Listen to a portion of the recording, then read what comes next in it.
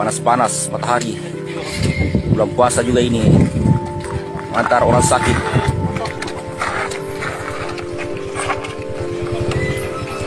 Ini bukan baru pertama kali terjadi di Paleleng, sudah puluhan kali ini.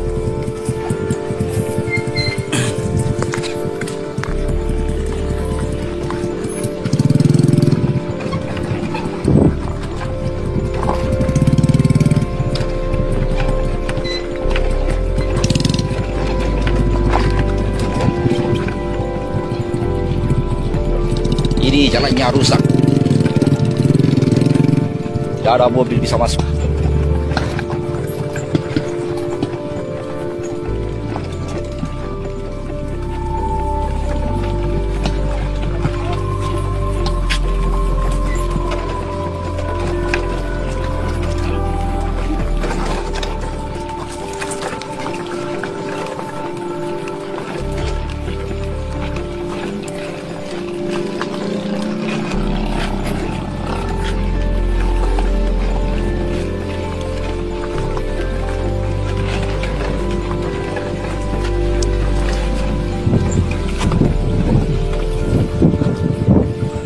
Yeah.